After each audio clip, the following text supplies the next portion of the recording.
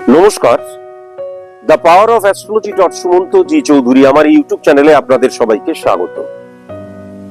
আজ আমি যে চক্রটিকে নিয়ে আলোচনা করব তা হচ্ছে স্বাধিষ্ঠান চক্র।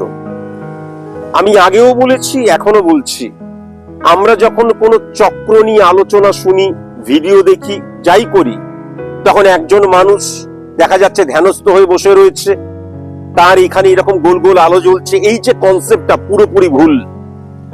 আমাদের যে কোনো চক্র, সেটা প্রথম চক্র, দ্বিতীয় চক্র থেকে সপ্তম চক্র, বা আমাদের কুণ্ডলী জাগরিত করা, প্রত্যেকটি হয় কিন্তু আমাদের চিন্তা শক্তি, আমাদের দৃষ্টিভঙ্গি, প্রয়োগ নীতি এবং আমাদের কর্মের মধ্যে দিয়ে।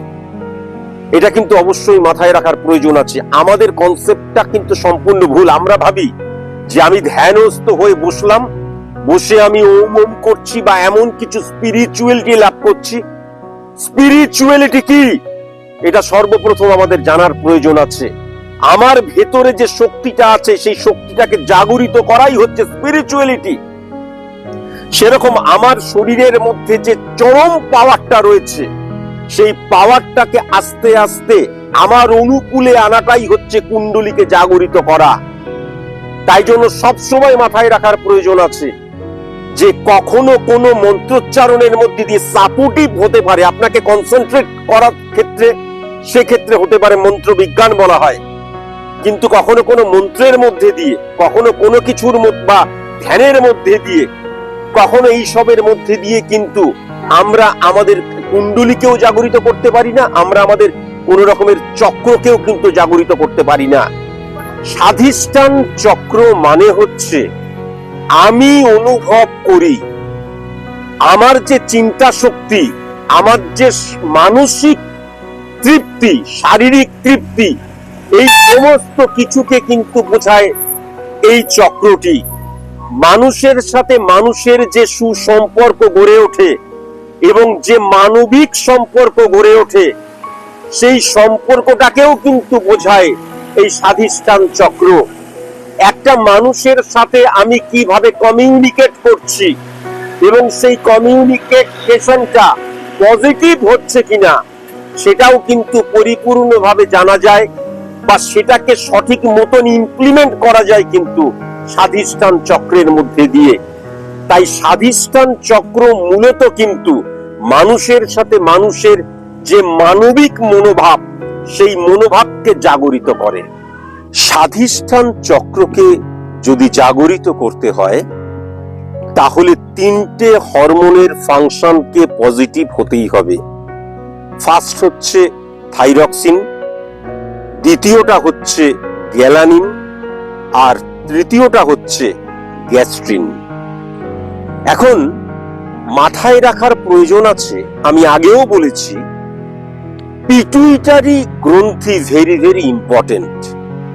কিন্তু এই যে স্বাধিষ্ঠান চক্রকে জাগরিত করার জন্য পিটুইটারি গ্রন্থি থেকে স্পেসিফিক ভাবে যে হরমোন নিঃসৃত হয়, অর্থাৎ অক্সিটোসিন হরমোন, এই অক্সিটোসিন হরমোন রিপ্রেজেন্ট করে আমাদের প্রেমকে, কামনাকে, বাসনাকে, আবেগকে।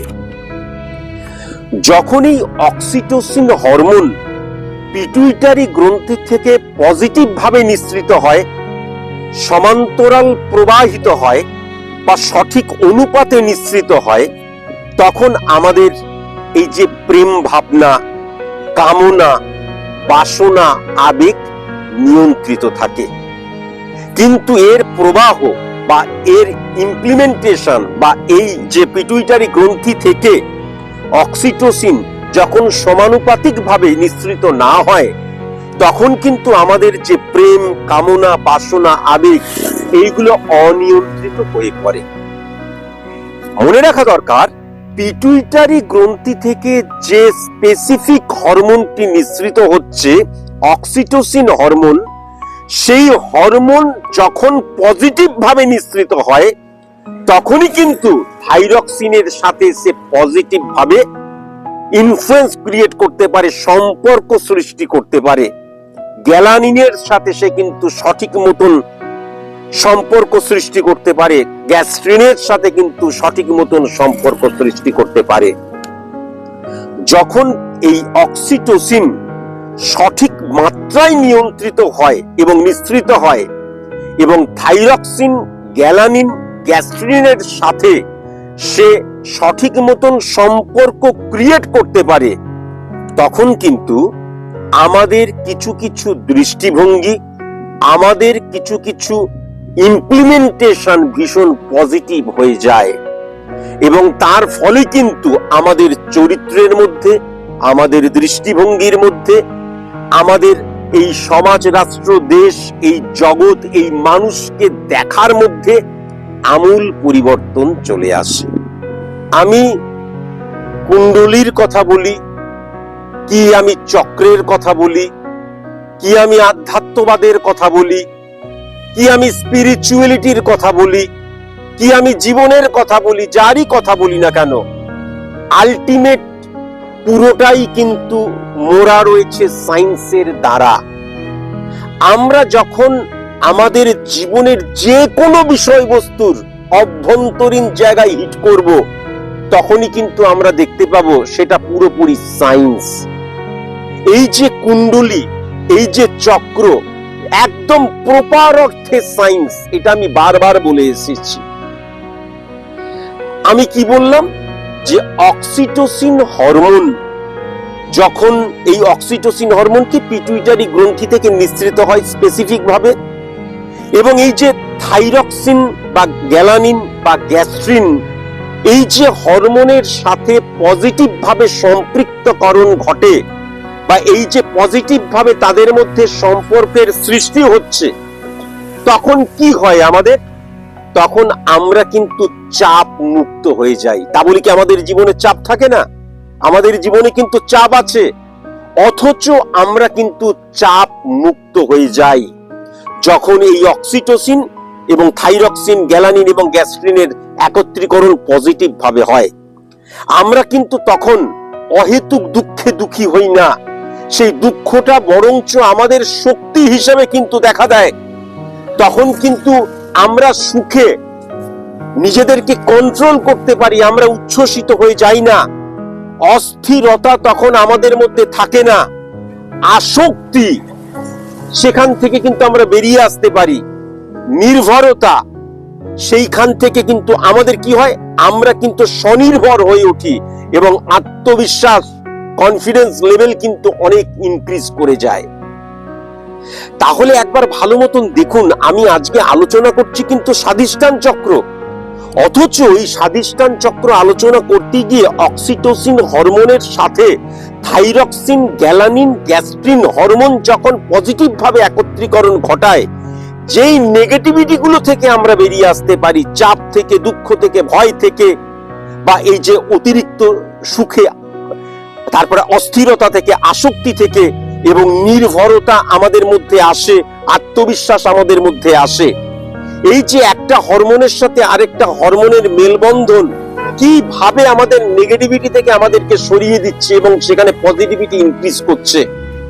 আবার আমি যদি স্বাধিষ্ঠান চক্রের জায়গায় লক্ষ্য করি, তাহলে স্বাধিষ্ঠান চক্র তখনই কিন্তু জাগরিত হয়, এই চক্রটিকে তখনই কিন্তু আমরা জাগরিত করতে পারি যখন কিন্তু এটা আমাদের স্পিরিচুয়ালিটি বলছে, ধর্ম বলছে।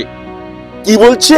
ওই এক চাপ, দুঃখ, ভয়, সুখ, অস্থিরতা, আসক্তি, বা এই যে পরনির্ভরশীলতা বা আত্মবিশ্বাস লেস হয়ে যাওয়া, এইগুলো থেকে যখন আমরা বেরিয়ে আসতে পারবো, তখনই কিন্তু আমরা স্বাধিষ্ঠান চক্রকে জাগরিত করতে পারবো। তাহলে একটিবারের জন্য ভালো মতন চিন্তা করে দেখুন যে আমরা যদি আমাদের যে চাপ, প্রাত্যহিক জীবনের যে চাপ, সেখান থেকে যদি নিজেদেরকে বের করে আনতে চাই, তাহলে কি ওম ওম করলে হবে? তাহলে কি কেবল শিব পূজা, কেবল কালী পূজা, কেবল জয় শ্রীরাম করলে হবে? হবে না। কি করতে হবে? এই প্র্যাকটিস, অভ্যেস বড় মারাত্মক জিনিস, বারবার ধরে বলেছি।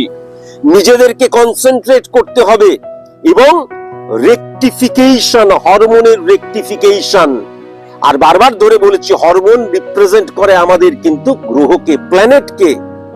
তাহলে আলটিমেট কিন্তু সেই অ্যাস্ট্রোলজিক্যাল জায়গা দিয়েই চলে আসছে। যদি আমি গ্রহের নেগেটিভ ইনফ্লুয়েন্সকে অফ না করি, তাহলে কোনো মতেই কিন্তু রেকটিফিকেশন হরমোনের হবে না। আর হরমোনের রেকটিফাই যদি করা না হয়, তাহলে কখনোই কিন্তু এই যে হরমোন এবং হরমোনের মধ্যে যে মেলবন্ধন, সেটাও কিন্তু কখনো লক্ষ্য করা যাবে না। কেমন?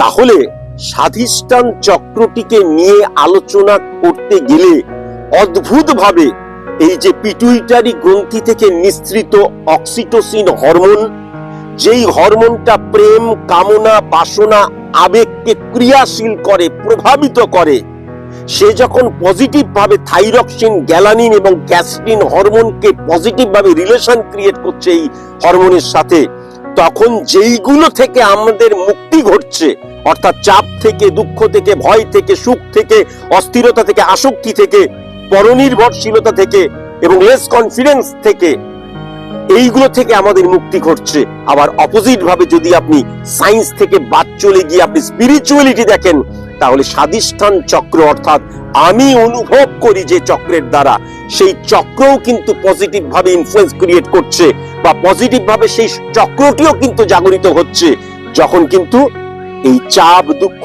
ভয়, সুখ, অস্থিরতা, আসক্তি, পরনির্ভরশীলতা, লেস কনফিডেন্সের জায়গাটা কিন্তু আমরা সেখান থেকে যখন ইনক্রিজ করতে পারছি, তাহলে সায়েন্স এবং আমাদের স্পিরিচুয়ালিটি কিন্তু অটোমেটিকলি মিলে যাচ্ছে।